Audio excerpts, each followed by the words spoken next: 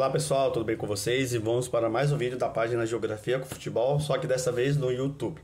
Bom, nas duas últimas semanas tivemos duas datas importantes, que foi o dia 13 de maio, que foi o dia de libertação dos escravos. É uma data, como eu falei, não é uma data bem para comemorar, mas é uma data para refletir. E aí eu fiz até um vídeo falando sobre o aumento dos casos de racismo no futebol brasileiro em 2022. E também no dia 17 de maio, que foi um dia de combate à LGBTfobia, que também é uma data importante, e também os casos de homofobia aumentaram no futebol, né? Que se tem registrado, é claro, né? Então o vídeo vai falar bastante sobre isso, né? Sobre essas duas partes, tá bom, gente? Então espero que vocês acompanhem no canal e seguimos com o vídeo, tá bom, gente?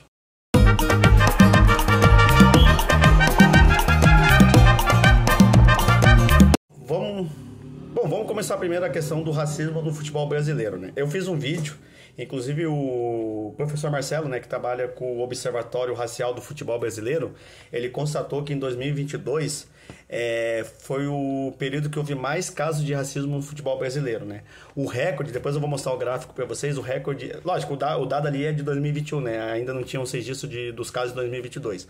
Mas o caso recorde, né, no racismo do futebol brasileiro tinha sido em 2019 com 70 casos. Em 2022 chegou a 72 casos, né, de racismo no futebol, né, que houve participação do STJD, né, casos registrados, né, a gente tem que também lembrar dos casos não registrados do futebol. E aí tem um gráfico que mostra sobre isso, né, então é algo que aumentou bastante no futebol brasileiro. Bom, alguns times têm feito algumas campanhas, né, de combate ao racismo, então tem feito bastante campanhas, mas é algo que ainda tem sido bastante corriqueiro no futebol brasileiro, a questão do número de casos no racismo.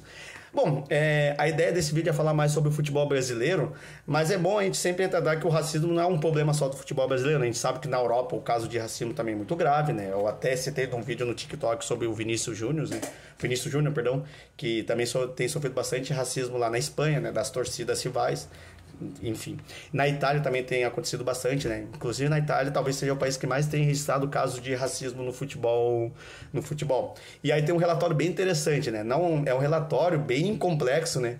Da Universidade de Toronto, em parceria com a Universidade de Washington, que eles fizeram um estudo que atletas negros do futebol italiano, independente da posição que jogam, independente da nacionalidade, está propenso a receber 20% a mais de cartão amarelo. Perdão, 16% a mais de cartão amarelo e 20% a mais de cartões vermelhos. Olha só esse dado curioso, né? Eles fizeram um estudo bem complexo, né? Ao longo de quase 20 anos, de estudo até o ano de 2021. Então mostra essas questões, né? Que o racismo não é só a questão da injúria racial, né? Grito de torcida, mas assim essas questões das punições dos juízes, né? Para atletas negros, né? Então é algo que ainda tem acontecido bastante.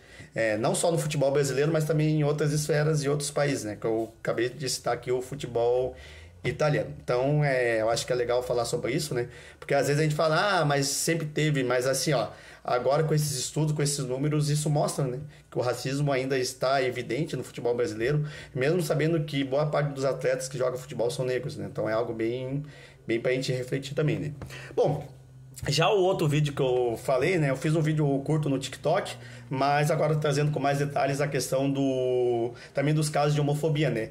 E aí tem um relatório também bem interessante, que é o Instituto Canarinho, que é uma ONG, que na verdade é uma ONG que trabalha a questão das torcidas, né, de futebol do Brasil, principalmente as torcidas LGBTQIA+, falando sobre a questão também da homofobia do futebol brasileiro. Que também os casos de homofobia aumentou 76%, entre 2021 e 2022, então aumentou também os casos de homofobia. Eu falei no vídeo no TikTok também que houve problemas, né, no jogo entre o Corinthians e São Paulo, a questão que a torcida do Corinthians acabou fazendo gritos homofóbicos quando a torcida do São Paulo. A diretoria do estádio pediu para os torcedores pararem, mas mesmo assim não aconteceu. Inclusive o Corinthians corre risco de sofrer uma punição do STJD. Enfim, então isso mostra essa constatação também da questão da homofobia, a questão também do racismo, né? Bom, o presidente da CBF ele se mostra que vai haver bastante punição, tanto para a questão do racismo, né, quanto para a questão da homofobia. Ainda não chegou a uma punição, talvez o caso mais emblemático que aconteceu foi em 2014, né?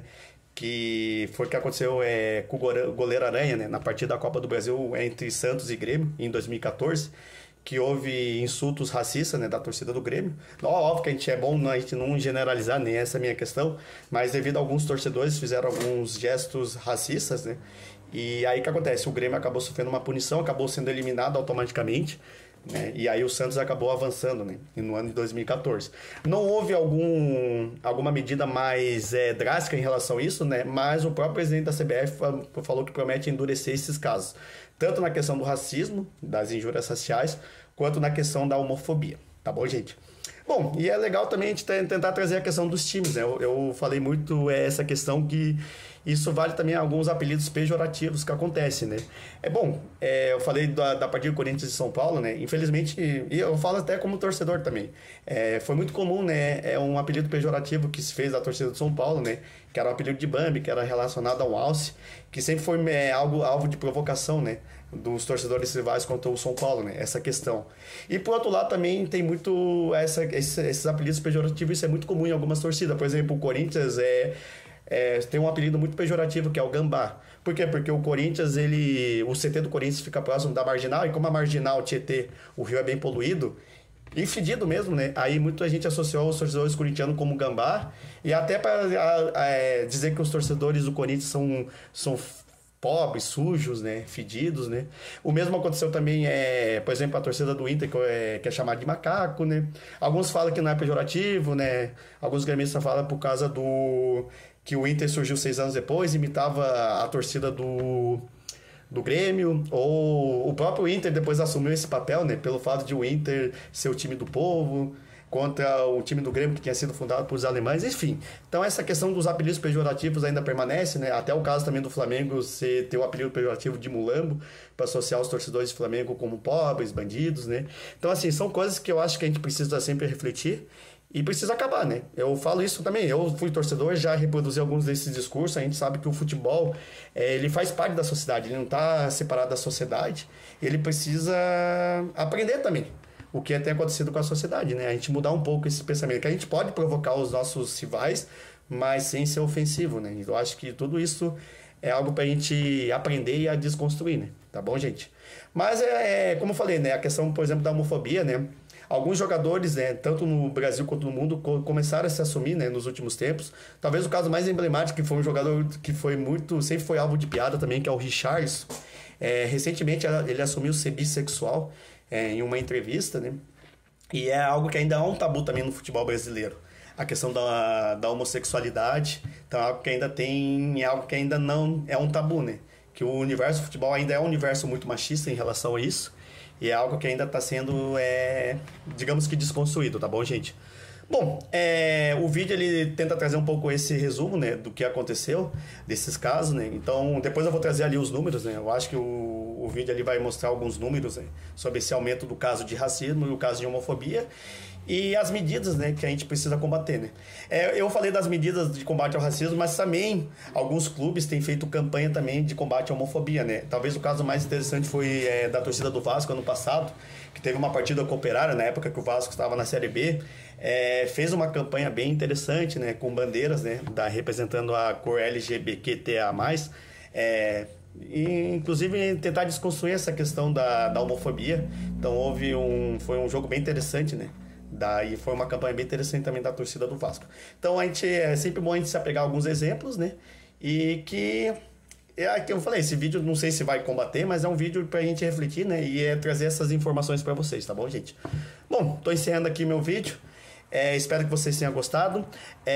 Todo final de semana eu vou trazer um vídeo no YouTube, né? Os meus vídeos do TikTok e do Instagram eu vou continuar corriqueiro. E todo final de semana vai ter um vídeo novo no YouTube, tá bom, gente? Espero que vocês tenham gostado. Pessoal, se inscreva no meu canal. Podem fazer a crítica, desde que seja construtiva. A gente tá aqui para aprender, tá bom, gente? Mas era isso. Se inscreva, curtam, né? Para quem já me segue no Instagram, no TikTok, não esqueça de se inscrever aqui no meu canal, tá bom, gente? E era isso. No mais, era bom final de semana a todos. Se cuidem. Abraço, tá bom, gente?